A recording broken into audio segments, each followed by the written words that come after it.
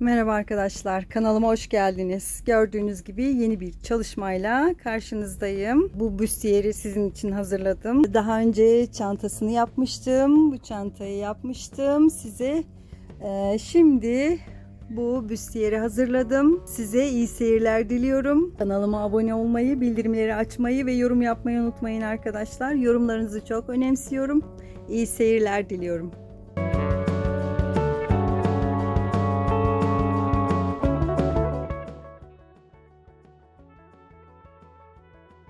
Merhaba arkadaşlar. Size en son yaptığım çantamla karşıladım. Şimdi bu çantamın değişik bir versiyonunu yapacağım. Büstiyerini yapacağım. Kottan tasarladım. Daha ilk defa yapacağım kottan. Örgüden yaptıklarımı biliyorsunuz. Seyretmişsinizdir. Ama kottan ilk defa büstiyer yapacağım ve çok heyecanlıyım. Bu işlediğim çantama takım aynen bu şekilde, yine büstiyerde aynı şekilde işlemeler yapacağım. Yine penye ipler kullanacağım. Ben büstiyerimin göğüs kuplarını kestim. Bu parçasını da kestim, alt kemer parçasını. Ama bu büstiyerimin şu kısmı, zaten burası düz. Yani daha onun ayarlamasını yapacağım ama şöyle göstereyim. 68 santim geliyor ama daha kesilecek parçalar olacak. O yüzden iki parça halinde 68 diye düşünün, iki tane. Arkaya doğru saracak. Ben bunun için şöyle bir kumaş parçasını da size anlatmaya çalışacağım. Burası 21 santim geliyor. Burası 21 santim geliyor. Ama ben dikiş payı olarak şöyle alttan işaretledim. Şöyle göstereyim.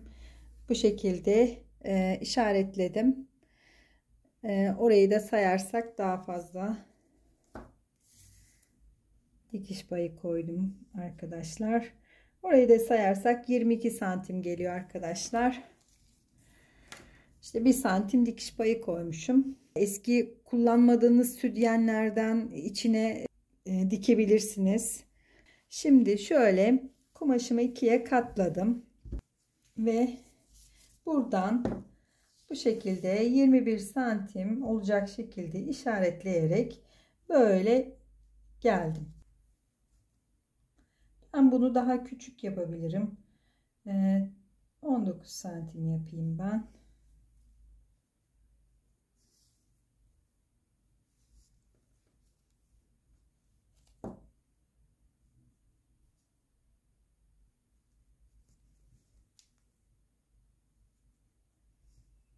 Kumaş ince bir kumaş olduğu için çok oynuyor.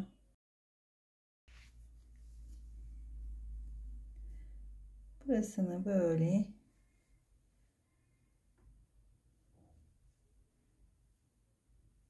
çizdiğim çizgilerden işaretledim. Sonra burayı bu şekilde 1 santim alttan gelecek şekilde kestim arkadaşlar, dikiş payını.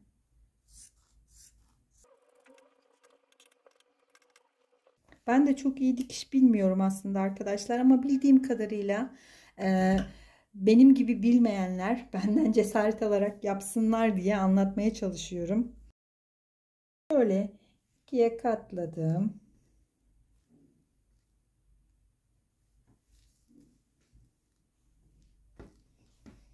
Bu da ikiye katladım.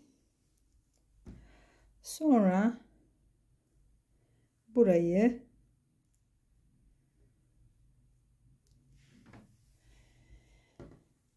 7 santim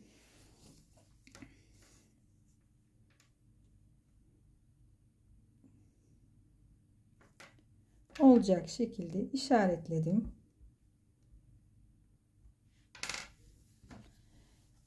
Sonra da bu şekilde Şöyle hafiften verev giderek kestim.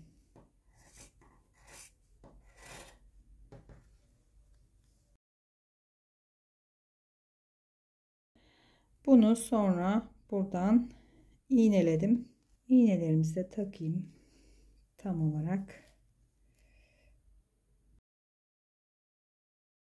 Dikişini yaptıktan sonra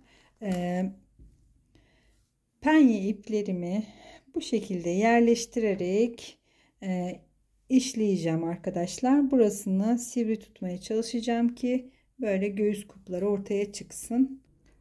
Şimdi size penye ipi nasıl yaptığımı göstereyim arkadaşlar. Ben hazır da alıyorum. Penye ipleri bu şekilde. Tişörtü, bu bir çocuk taytıydı. Ben bunu rengini beğendiğim için penye ip yapmak istedim. Şöyle diyeyim size, göstereyim. Şöyle ince bir şekilde kesiyoruz. Bunu böyle yuvarlayarak dikeceğim, keseceğim.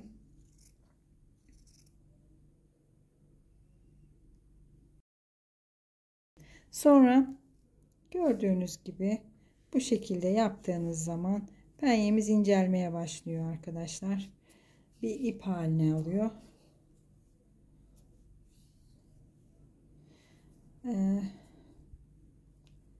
Bu şekilde penye iplerinizi elde edebilirsiniz. Evet, büstiyerimizin kuplarını yapmaya başladım arkadaşlar. Gördüğünüz gibi penye iplerini bu şekilde hazırladım. Bir tanesini hatta işledim. Penye iplerimi aynen böyle takmaya başladım. Buralardan sivrilterek aşağıya doğru indim. Üzerlerinden çarpı çarpı işlemeye başlayacağım şimdi arkadaşlar.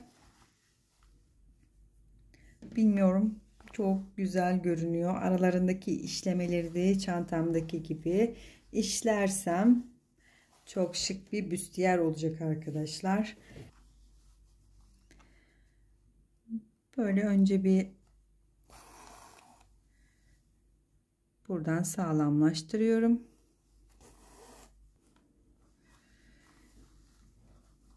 İğneler olduğu için biraz işimiz zor olacak ama alıştım artık. Yavaş yavaş iğnelerden kurtara kurtara işliyorum.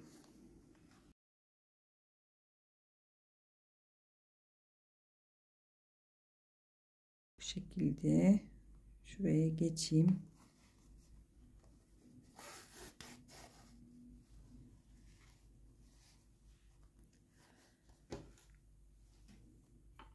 Şimdi bu kuplarımın penye iplerini geçirmeyi hallettim. Bitirdim o işimi. Önce bu alt kısmın iki parça halinde olduğu için bir birleştirmesini yapayım istiyorum arkadaşlar.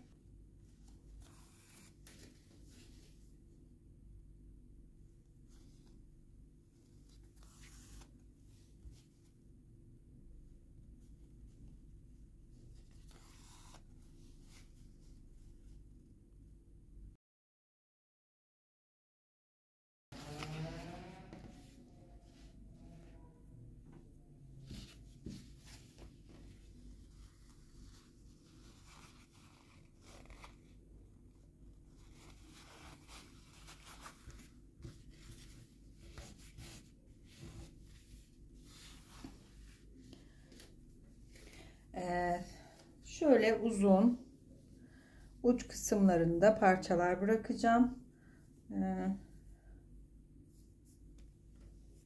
Yani bana çünkü büstiyerin arka kısmını bu penye iplerle bağlayarak boncuklar takmayı düşünüyorum.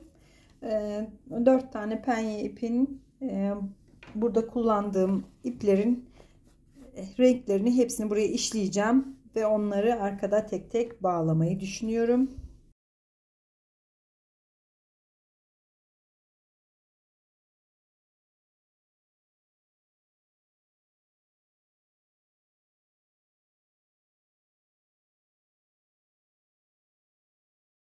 Başlıyorum.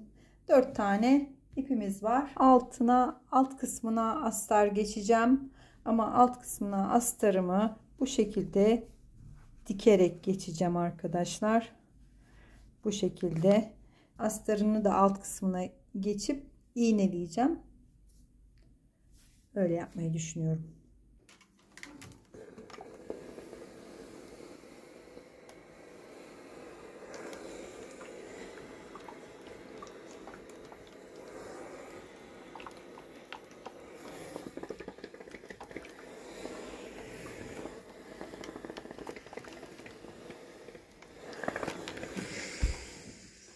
Evet, ütülerini de yaptım arkadaşlar. Şimdi gördüğünüz gibi büstiyerimizin kuplarını çantamın işlediğim gibi içini işledim. Alt kısmını da bu şekilde düz bırakacağım arkadaşlar.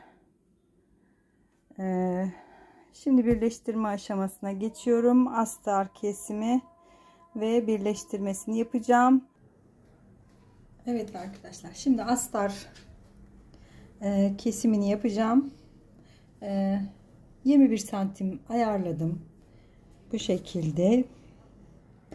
şekilde çizerek böyle ayarladım. İlk başta yaptığım gibi astar kesimini de aynen ilk başta yaptığım gibi keseceğim. Ama önce size şunu anlatmak istiyorum. Göğüs kuplarının biraz sert olmasını istiyorum. O yüzden kullanmadığım eski sütyenimi kestim güzelce. İçine olacak şekilde bu şekilde yerleştirdim. Şu kısımları biraz fazla geniş kalacaktı. O yüzden buralarını pile pile şeklinde iğneledim. Bu şekilde iğneledim. Şu iki tane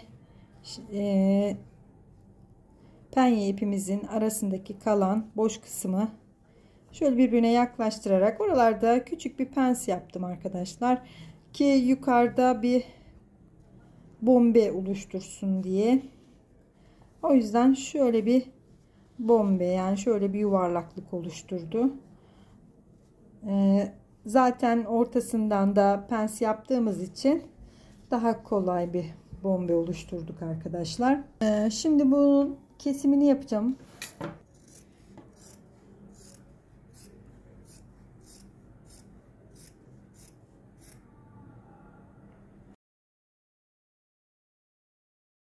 İkiye katlıyorum arkadaşlar. Bunu böyle katlıyorum.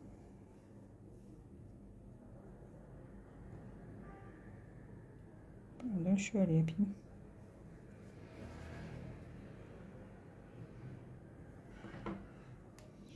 Daha net görünsün çizgiler falan. Şimdi bunu da katlıyorum.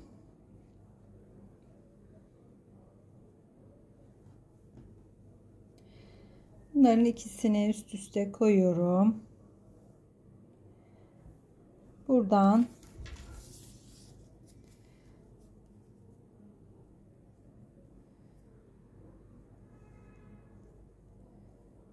santim dikiş payına da hesap ederek şöyle 8 santim keseceğim arkadaşlar. İşaretliyorum 8 santim.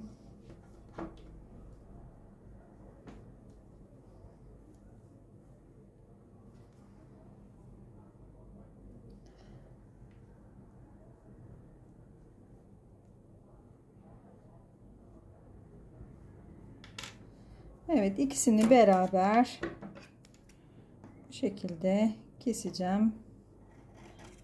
İki göğüs kupunun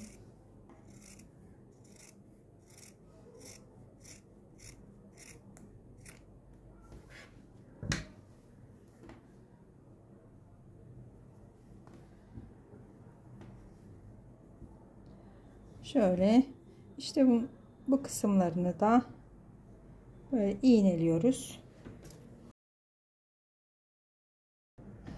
Bu şekilde bunun içine geçireceğim arkadaşlar.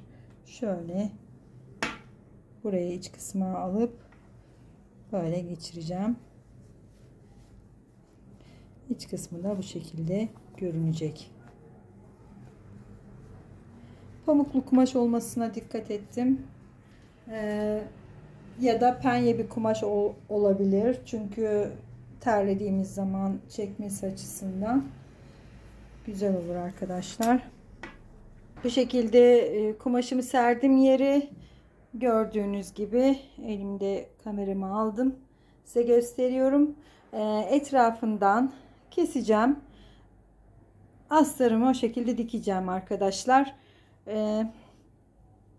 Direkt kupları önce ekleyeceğim. Astarımın etrafını dikip ters çevireceğim. Bu kısımlarını da yani kupları geçirdiğim kısımlarını da sonra dikeceğim elimde arkadaşlar. Evet arkadaşlar, şimdi göğüs kuplarının gördüğünüz gibi yapmaya başladım. Astar kesimini yaptıktan sonra işte bu kısımlarını diktim. Göğüs kuplarının içlerini kestiğim sütyen parçalarını buraya tutturdum arkadaşlar. Sonra düz yüzleri birbirine bakacak şekilde böyle kapatıyoruz arkadaşlar. Buralardan iğneledim, bunda olduğu gibi. Sonra bunu böyle ters çevirdiğimiz zaman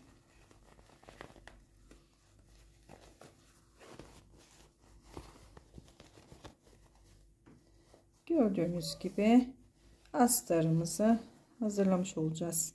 Tabi bunları ütüyle düzelteceğim. Dikişle düzelttiğimiz zaman daha düzgün olacak.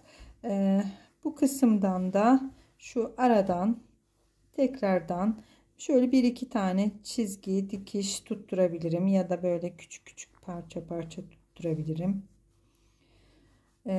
Bu şekilde askı olarak da bu kısımlardan bir penye iki tarafından bir penye ip geçmeyi düşünüyorum. Yani askıları penye iplerden olacak. Önce ben bu iğnelediğim yerleri dikişlerini yapacağım. Önce buraya tutturacağım parçamı arkadaşlar. Tabii şöyle bir şekilde tutturacağım. Ardından astarını da arka tarafından tutturacağım. Yani burası bütün bir şekilde çıkamayacak yani. Elimde diktiğim için o şekilde olacak arkadaşlar. Evet arkadaşlar, gördüğünüz gibi göğüs kupumuzun bir tanesini tamamen bitirdim. Diğerini de bu şekilde iğneledim ve böyle çarpı çarpı işlemeye başlayacağım, çapraz çapraz biraz sıkıştırarak götüreceğiz. Şöyle yapacağım. Bunu önce bu şekilde işleyerek uca kadar, sonra geri döneceğim. Bakın böyle yapacağım. Size bu şekilde de yapılabileceğini anlatmaya çalışmıştım ama şimdi net bir şekilde göreceksiniz.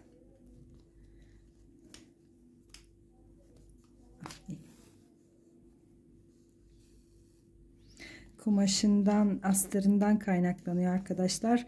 Direkt çekemiyorum çünkü likralı bir kumaş olduğu için birazcık iğneyi zorluyor. Şimdi uca kadar geldim arkadaşlar. Ben prova yaparken boncuğunu bile takmıştım. Şöyle. Şimdi buradan geri döneceğim. Ama önce burada bir sağlamlaştırma yapacağım.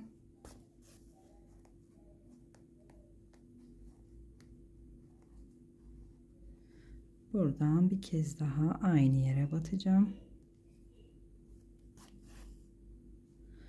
Evet. Şimdi arkadaşlar bu köşeden bu köşeye batıyoruz ve şunun ucundan çıkıyoruz arkadaşlar.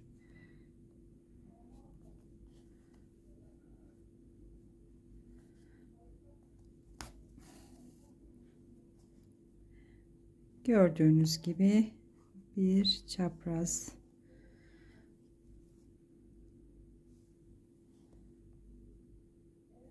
zikzak oluştu.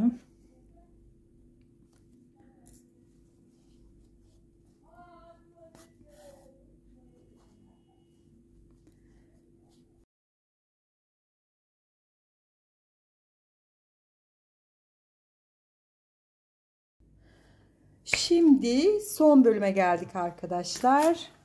Burada şöyle astarımızı ve bu altımızda yaptığımız bant kısmını ters bir şekilde iğneledim. Ama bu arasını açtım. Ve bu arasından bu şekilde iğneledim. Astarımız burada tabi gördüğünüz gibi. Bu alttaki bandımızın astarı, onu da iğneleyeceğim, onu da tutturacağım şimdi sizinle beraber.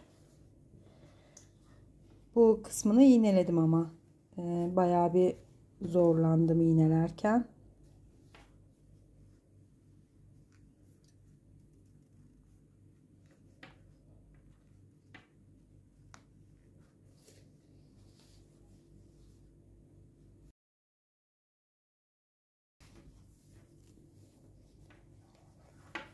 Burası bu şekilde olacak arkadaşlar. Evet, büstiyerimizin büyük bir kısmı bitti arkadaşlar. Nasıl yaptım?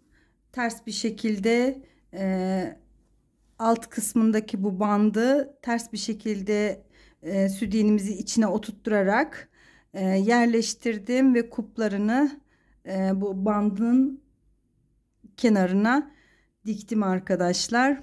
Sonra yanlardaki kısmı ve orta kısmını ters çevirerek böyle düze çevirdim arkadaşlar. Diktikten sonra etrafını. Şimdi bu yanlarda bu kenarlarına şöyle küçük böyle tutturarak, hani böyle düz görüntü olsun diye elimde tutturarak gidiyorum arkadaşlar. Şöyle düzgün bir görüntü olsun, yani düz bir görüntü olsun. Tekrardan ütü basacağım ama önce bir dikeyim istiyorum buralarını. Sonra dikişte düzgün olur hiç değilse ütü yaptıktan sonra. Sonra iplerimize boncuklar yerleştireceğim.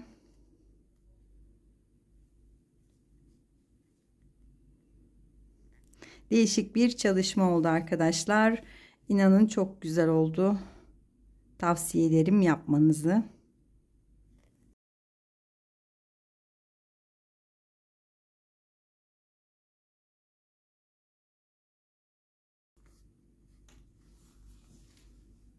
Evet.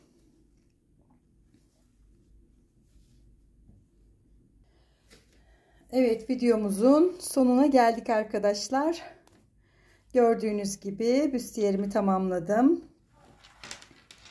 Arkasını bu şekilde yaptım. İplerini bu şekilde sarkıttım. Arkalarına böyle kanca yaptım arkadaşlar.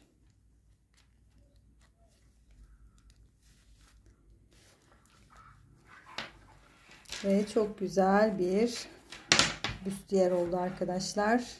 Siz de yapmak istiyorsanız kolay gelsin diyorum. İzlediğiniz için hepinize çok teşekkür ediyorum. Yorum yapmayı, beğenmeyi unutmayın arkadaşlar. Bir dahaki videolarımda görüşmek üzere.